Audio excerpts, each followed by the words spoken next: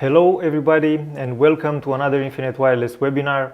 I'm Radu Horoiu, Professional Service Engineer at Infinet Wireless, and today we are going to talk about long distance links, or more specifically about links over distances in excess of 50 kilometers.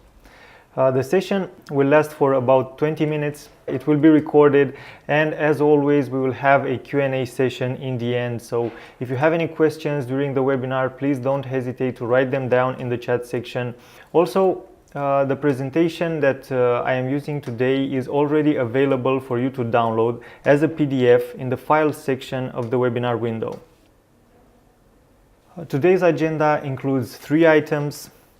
First, I will tell you what are the main technical requirements in order to successfully deploy a long-distance link. Then we will see what are the main challenges that you have to face, and I will give you a few tips on how to overcome them. And in the end, I will show you some examples of real-life implementations of long-distance links.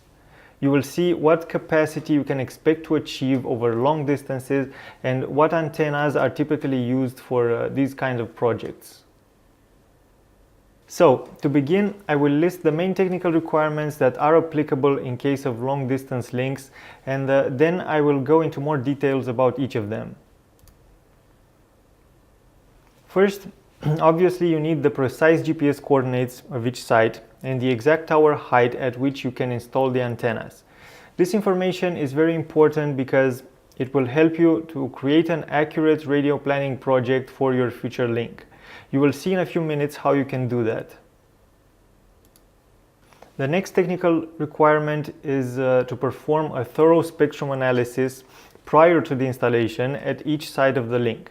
This will allow you to find the best frequency channel and avoid interference.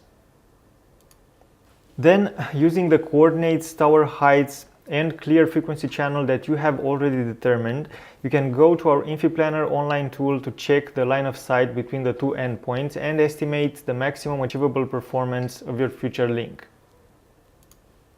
Next, you must choose some suitable antennas depending on the distance and the required bandwidth.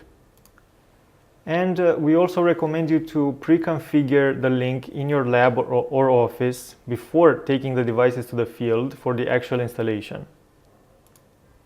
Right, so regarding the GPS coordinates, you have several options to get them.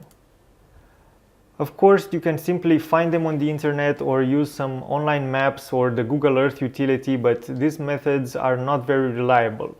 So we recommend you to go to the field and determine the exact coordinates using a GPS receiver. This way, you will be sure that you have the correct location information. Whilst you are in the field, during the site survey, it is highly recommended to perform a spectrum analysis as well at both ends of the link. As you can see in this screenshot, the Spectrum Analyzer tool, which is available in the web interface of all Infinet Wireless units, will show you the level of interference for the entire frequency range of the device. This way, you will be able to find the clearest channels that you can use for the radio configuration of your link. Using the GPS coordinates and tower heights information, you can go to our InfiPlanner online tool and check to see if you have clear line of sight between the two sites. For those of you who are not familiar with InfiPlanner, here is a link to an online course where you can learn how to use it. You will be able to click the link in the PDF presentation that you can download from the Files section of the web page, as I mentioned earlier. Now, regarding the path profile, it is very important to note that over very long distances, like 100 kilometers in this example, the curvature of the Earth will act as a big obstacle between your sites. This means that when your sites are located at low altitude, you will have to install your antennas very high up in order to have a clear line of sight. As you can see, in this case, the minimum required antenna height is about 230 meters, which is very hard to achieve in practice. So in most cases, you will have to rely on landforms like hills or mountains to achieve clear line of sight. I will show you some real-life examples a bit later, and you will see exactly how that works. Also, you should consider a safety margin for the antenna height, because InfiPlanner does not have information about vegetation or buildings. InfiPlanner also calculates throughput and availability, so you can estimate the level of performance that you can expect from your future wireless connection. In our tests, we have found that these estimations are quite accurate, so you can rely on them as a guideline for the commissioning phase of the project. Additionally, InfiPlanner allows you to download a PDF report that contains precise antenna alignment instructions, which can be used by the technicians during the installation. To be able to create a link over such long distances, you will need some high-gain antennas that can focus most of the energy in a single direction, as you can see in this example. You must choose the most suitable antennas for your project based on the distance and the required capacity and availability. And again, you can use InfiPlanner to compare the performance of different antenna types. Before the actual installation, it is very important to set up the link in your lab or office to make sure that the devices work fine and the settings are correct. In the field, the link will be quite hard to establish because of the long distance and the narrow antenna beams, so it is very useful to know that there are no problems related to the equipment or the settings. Please note that if you use high-gain antennas to set up the link indoors, you might damage the radios because of the excessive power. So please, during the indoor test, use minimum transmit power for the radios and install RF attenuators. We've had situations when some of our devices have been damaged this way. We recommend you to use the TDMA-based firmware in case of long-distance links, especially over-the-water links, because it offers better performance in situations when you have a lot of obstacles between your sites and there are a lot of reflected signals. TDMA deals with the multipath problem by introducing a guard interval at the end of each frame, which will delay the start of a new transmission until the reflected signals will fade. However, longer guard intervals mean less overall throughput, so we also recommend increasing the airframe size if you are willing to accept the latency trade-off. The maximum frame size of 10 milliseconds will give you the maximum available throughput. Right, now it's time to move on to some challenges that you must face when installing long-distance links. First, as we saw earlier, you will have to install the antennas high enough to overcome the curvature of the earth. Then the antennas must be aligned very precisely in order for the link to work properly.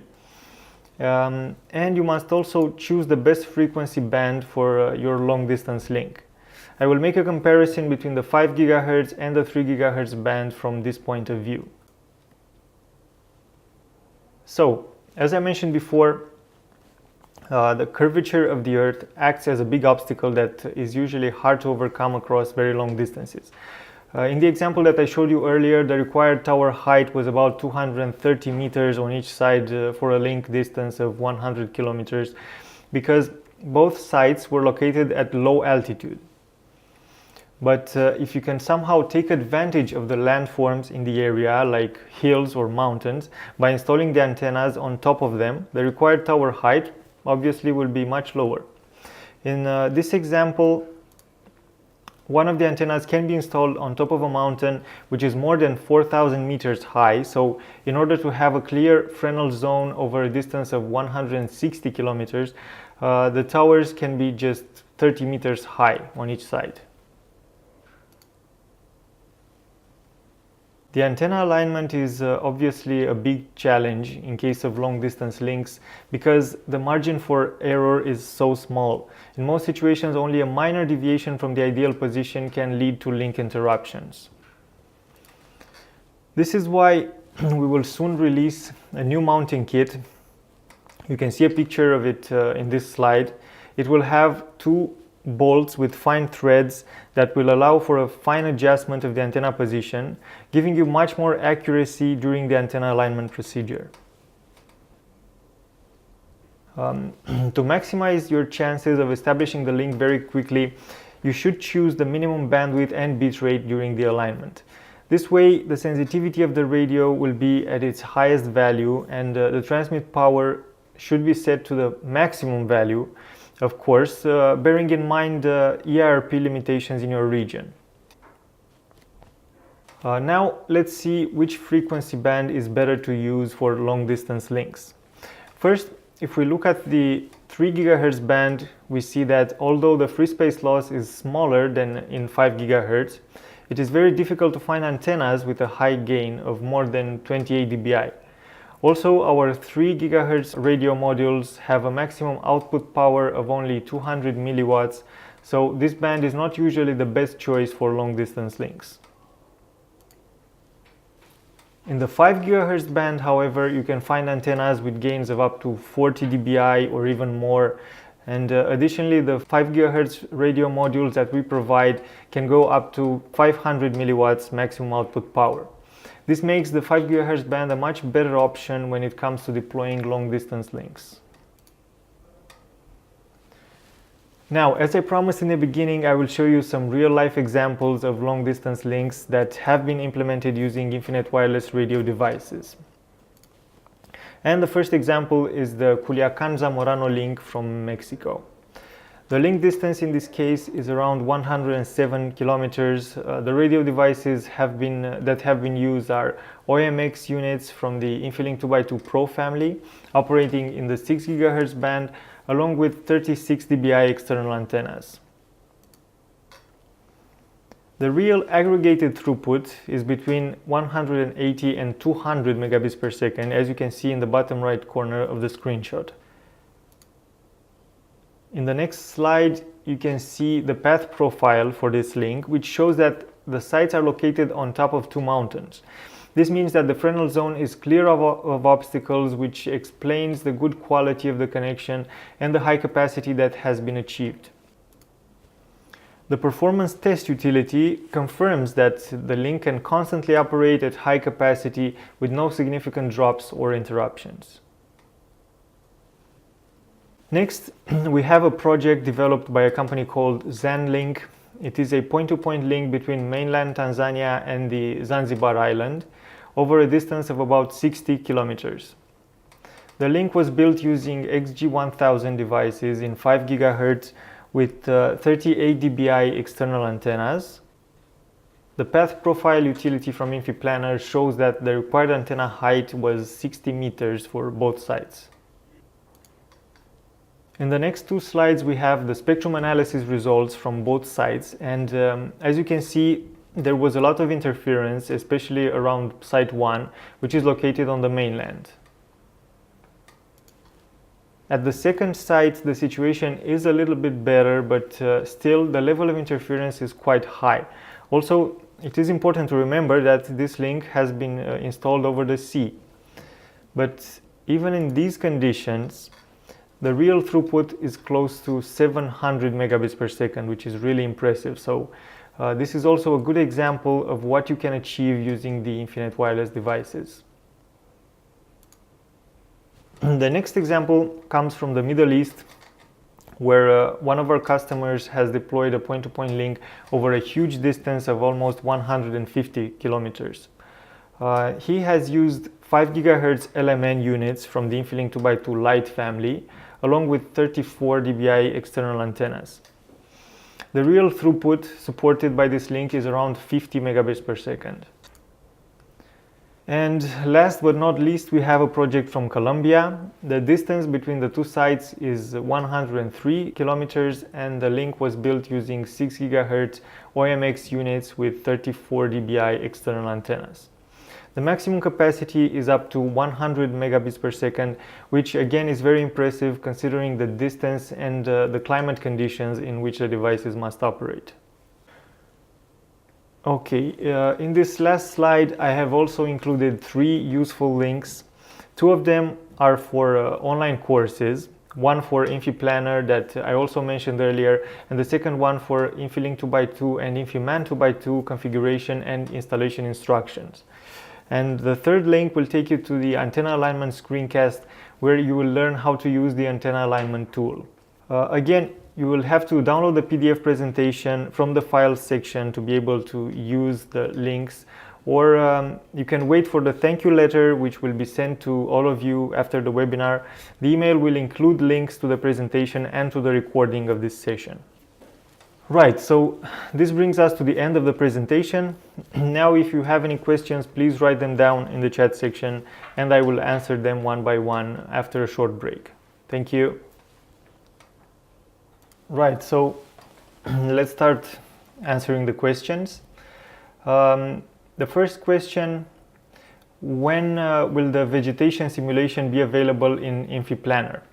Unfortunately, we don't have, as far as I know, we don't have plans to introduce vegetation simulations to InfiPlanner yet, because it's very, very complicated. It cannot be done easily using an online tool like InfiPlanner. So for now, we will not have, in the near future at least, we will not have vegetation and building information in InfiPlanner. Next question: does the InfiPlanner consider the weather effect in its calculations or not? InfiPlanner does take the climate conditions into account. So there are a few major climate zones in the world. So you have humid, normal, and dry climate. So it takes into account. So where you have jungles and very humid areas, the InfiPlanner will take this into account when doing the calculations for throughput, availability, and so on. Right, next question. In the real case, the bandwidth of 630 megabits per second is full duplex or aggregate. Yes, you probably are referring to the ZanLink project in Zanzibar, and the throughput in that case is aggregated throughput, so not full duplex. It's aggregated, so uplink plus downlink is around 670, 680 megabits per second. Next question: links to the InfiPlanner and other tools do not work in the PDF file. I'm not sure why the links do not work for you. I have checked just a few minutes ago. I have checked the PDF and the links, and for me they work. Maybe it's a security problem with your Adobe Reader.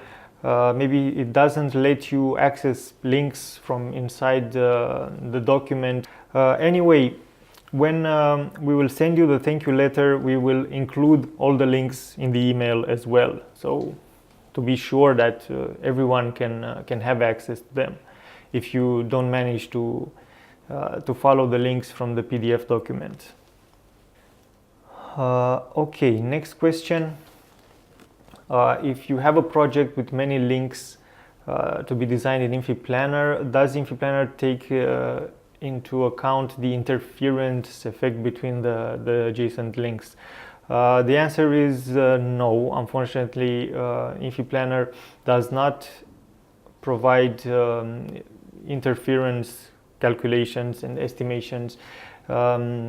This is a feature reserved for more advanced radio planning tools like Momentum Ellipse, for example. But if you have a big project like that, you can contact us and we can do the simulation in Momentum Ellipse, for example, which also takes the interference into account. So we can provide these kind of services as well. So you can send an email to our support team, and from then on we can help you with interference analysis as well for your projects. Okay, moving on. What is the maximum distance for 5 megahertz with InfiMan devices?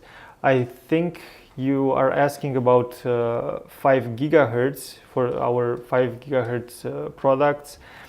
And if you mean 5 gigahertz, yes, the maximum distance is only limited by the terrain. So actually you can go, I think we have a link, the longest link that has been implemented using our devices is more than 160 kilometers. So there is no fixed limitation. You are only limited by the terrain And if you can find clear line of sight at more than 160 kilometers or 170, 80, you can create a link, but it only depends on the terrain. And obviously on the antennas that you use. You have to use very high gain antennas.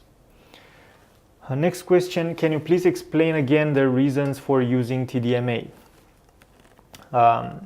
TDMA is generally more stable in case of multipath signals. So in case of long distance links, there is a big chance of reflections and other multipath signals that can impact the performance of the link. And as I explained during the webinar, the TDMA uses longer guard intervals between the transmissions of each device, and these guard intervals are calculated by the devices depending on the distance parameter that you have to configure during the radio setup of the links. So you have a distance parameter when you use the TDMA firmware, and if you have a distance of 100 kilometers, for example, the devices will implement, actually the master device which controls the communication will force a guard interval which is a bit longer to help counteract the multipath signals. So that's the main reason why TDMA is better. The default polling firmware, the polling based firmware that you find on the Infinet Wireless devices is better in case of point to multi-point networks where you have a lot of CPEs connected to a base station, and in that situation polling is better. But in other situations like long distance links or especially over the water links, TDMA is better. All right, next question. I understand that it will differ from antenna to antenna, but can you give an idea of how wide in meters the Fresnel zone is? I cannot give you a clear number right now, but there is a formula. You can easily find it on the internet, and you can calculate the width of the Fresnel zone with no problem. You can find an online calculator, just search on Google, and you'll find it very, very easily. Yeah, so my colleague Mihaela has already given you a link there where you can perform the calculations for the Fresnel zone. Right, I see that there are no more questions. Thank you all once again, and see you next time.